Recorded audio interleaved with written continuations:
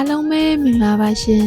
ဒီနေ့တော့စားလို့ရန်ကောင်းပြီးအဟားပြေဝတဲ့ကြက်ဥပူတင်ဖုန်နေလေးဝေမျှပေးသွားမှာဖြစ်ပါတယ်ရှင်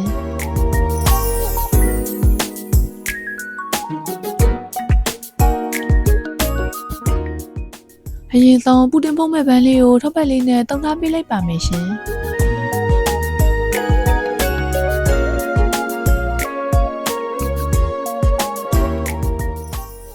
ပြီးရင်စလုံးထဲကိုကြက်ဥရှောက်လုံးထည့်ပြီးခောက်ထားပေးလိုက်ပါမယ်ရှင်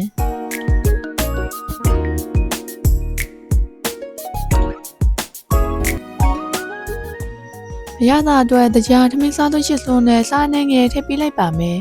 ပြီးရင်ထောပတ်ထမင်းစားသွင်းတစ်စွန်းနဲ့နွားနို့800 ml ထည့်လိုက်ပါမယ်ရှင်ဂျုံမုံထမင်းစားသွင်း10စွန်းကိုလည်းစကားလေးနဲ့စစ်ပြီးထည့်လိုက်ပါမယ်ပြီးရင်အလုံးသမသွားအောင်မှုတ်ပြလိုက်ပါမယ်ရှင်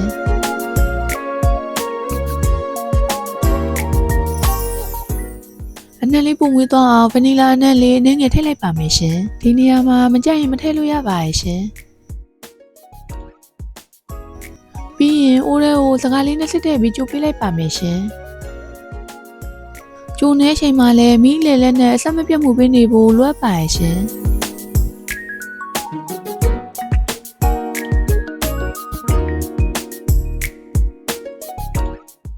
ကြိုလာလိုက်တာမုံသားလေးကခုလိုပြစ်လိုက်ဆိုရင်အေးခံမဲ့ဘန်းထဲကိုလောင်းထည့်လိုက်ပါမယ်ရှင်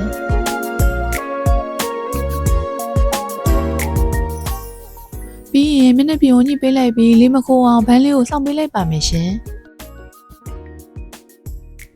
ပြီးရင်အာဖန်ထဲမှာပေါ်မီအောင်မီနဲ့မိနစ်40လောက်ဖုတ်ထားပေးလိုက်ပါမယ်ရှင်မိနစ်40ကြာပြီးရဲ့နောက်မုံလေးကကျက်နေမလို့အာဖန်ထဲကနေဘန်းလေးထုတ်ပြီးအေးခံထားလိုက်ပါမယ်ရှင်ဒီနေရာမှာတတိထားမှာမုံလေးလုံးဝအေးသွားမှလိပေးရမှာဖြစ်ပါရဲ့ရှင်မဟုတ်ရင်မုံကပြုတ်ပြပြဖြစ်သွားတတ်ပါရဲ့ရှင်ခုဆိုရင်စားလို့ရန်ကောင်းပြီးအဟားပြေးသွားတဲ့ပွဲထိုင်ကျဲဥပူတင်လေးရသွားပါရဲ့ရှင်လည်းဗီဒီယိုလေးကိုဆုံးဖြတ်ကြည့်ပေးကြတဲ့ငွေချင်းအလုံးကိုကျေးဇူးတင်ပါတယ်ရှင်နောက်ဗီဒီယိုတွေမှာပြန်တွေ့ကြမယ်နော်ဘိုင်ဘိုင်